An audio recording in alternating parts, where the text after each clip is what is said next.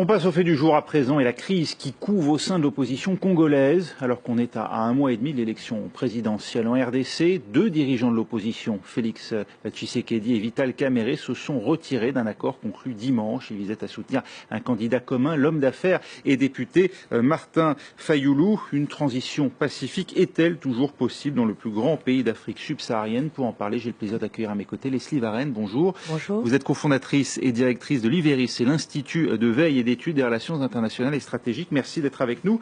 Peut-être d'abord un mot sur ce candidat qui a été désigné, il faut le dire, un peu à la surprise générale, Martin Fayulu. Est-ce qu'on l'avait vu venir?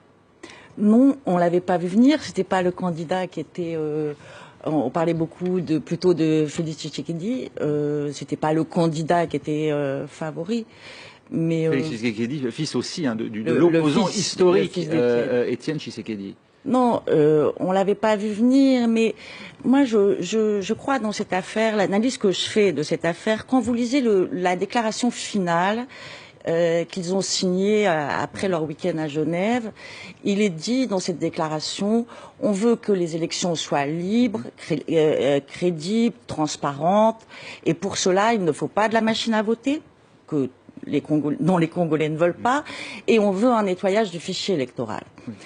À 6 semaines des élections, c'est pas possible. Donc vous dites que l'accord lui-même n'est pas applicable? Mais non, il n'est pas applicable. Alors il y a un autre... À dessein. Il a été rédigé de telle manière qu'il ne pouvait pas être applicable et donc que ce candidat choisi ne pouvait pas être soutenu au final. Je pense, l'analyse que je fais à la lecture de ce document, c'est que Martin Fayulu a non pas été choisi comme candidat, mais celui qui allait mener la lutte, puisque après avoir dit qu'il ne voulait pas de la machine à voter, et qu'il voulait un nettoyage de fichier électoral, ils disent, si nous n'avons pas ces conditions-là, nous en appelons à l'article 64, l'article 64 qui appelle le peuple congolais à faire respecter la Constitution. Donc, évidemment que Martin Fayulu était le candidat du combat, c'était pas le candidat pour des élections. Et donc, si c'est le candidat du combat, c'est effectivement le meilleur candidat. Aujourd'hui, Félix Tshisekedi l'a dit lors d'un entretien sur un site d'actualité, nous avons été grugés. Il reproche dans un tweet à Martin Fayulu d'avoir pris un engagement avec lui, les yeux dans les yeux, qu'il le met au défi de révéler à l'opinion publique. De quoi s'agit-il ? Je ne sais pas. Mais en fait, ce dont il s'agit, à mon avis, et ce qui s'est passé à Genève, c'est deux camps que peut-être Félix Tshisekedi, qui n'est pas un très fin politicien comme son père n'a pas vu venir, c'était entre les camps Kamerhe et Tshisekedi qui voulaient aller aux élections et les camps qui ont entériné que cette élection ne pouvait pas avoir lieu, au moins dans ces temps-là. Parce que eux aussi ne pouvaient pas y aller. C'est aussi la différence entre Tshisekedi et Kamerhe, dont les partisans d'ailleurs leur demandent aujourd'hui de maintenir leurs élections, et puis deux autres ténors de la politique congolaise, Moïse Katumbi et Jean-Pierre Bemba, qui eux ont été empêchés. Ils n'ont pas pu se présenter à cette élection présidentielle. Est-ce peut-être ce qui, d'après vous, explique aujourd'hui ce conflit ? Je pense que quand même, si l'opposition s'était réunie face à Emmanuel Shadari, le dauphin de Kabila, ils avaient un boulevard. Donc, tous ces petits chicayas de politique politicienne, c'est assez, dans ce pays comme la RDC, qui souffre avec les événements qu'il y a à Béni et qui sont extrêmement graves, c'est assez affligeant de voir ce spectacle-là. Cela dit, cette élection ne peut pas avoir lieu dans de bonnes conditions et la façon dont cette élection est préparée, aucun candidat qui sortira de là ne sera légitime. Il reste 21 candidats en lice aujourd'hui dans cette course. Cette élection, elle aura lieu, vous pensez? Je n'en suis pas certaine. Je n'en suis pas certaine. On va donc vers un nouveau report d'une élection qui aurait dû se tenir avant la fin 2016, puisque c'est à fin décembre, 31 décembre 2016, qu'expirait le mandat de Joseph Kabila. Oui, alors si l'élection n'a pas lieu, on en sera au 3e glissement, ce qui est quand même une pente très raide. Il faut rappeler que depuis le 31 décembre 2016, il n'y a plus aucune institution qui soit dans la légalité. Ni le Sénat n'est pas légal, l'Assemblée nationale n'est pas légale, toutes les décisions qui sont prises sont illégales. Donc là, on est dans une impasse totale. Il y a, à mon avis, la seule solution pour sortir de cette impasse, et tous les politiques face au drame, encore une fois, que vit la RDC, la seule solution pour sortir de cette impasse, c'est que la communauté internationale impose une transition, comme ça s'est passé en République centrafricaine, et avec aucun de ces gens-là qui ont montré qu'ils ne pouvaient pas, ni les Kabila, ni l'opposition. Il y a la possibilité pour le faire aujourd'hui? Ça vous semble possible? L'Église a joué un rôle dans les négociations. Est-ce qu'elle détient aujourd'hui l'une des clés de ce problème inextricable, si on vous écoute? Oui, là c'est une impasse totale. L'Église peut avoir une influence. Elle détient pas les clés parce qu'elle n'est pas plus légitime pour faire une transition. Il y a des Congolais qui appellent à une transition avec le prix Nobel de Denis Mukwege pour faire une transition pacifique. À mon sens, quand j'ai vu l'appel qu'ils ont fait, à mon sens, c'est la meilleure solution. Je n'en vois pas d'autre. Parce que le spectacle qu'ont donné, quand même, les opposants, on signe un accord, moins de 24 heures après, cet accord est rompu avec ce que vivent les Congolais, on a l'impression que le chaos congolais enrage tout le monde, sauf les Congolais eux-mêmes. Hein.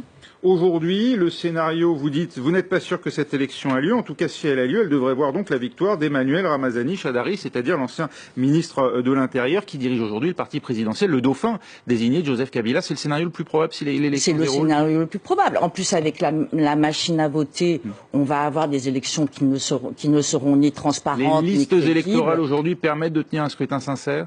Non. Non, ni la machine à voter, ni les listes électorales. Donc, si les candidats de l'opposition vont en plus... Parce que ça serait passé même si les candidats de l'opposition avaient été unis. Les élections n'auraient pas été mieux préparées. Mais au moins, ils auraient pu dire ce n'est pas crédible. Mais s'ils vont tous... ils y vont désunis et qu'il y a un effritement, Shadary peut dire j'ai fait 18%, les autres ont fait 15, 16 et c'est une élection à un tour. Hein. Vous évoquiez la situation à Béni. Aujourd'hui, dans quel état se trouve le Nord Kivu, cette région qui a été quasiment perpétuellement en guerre et théâtre de génocide?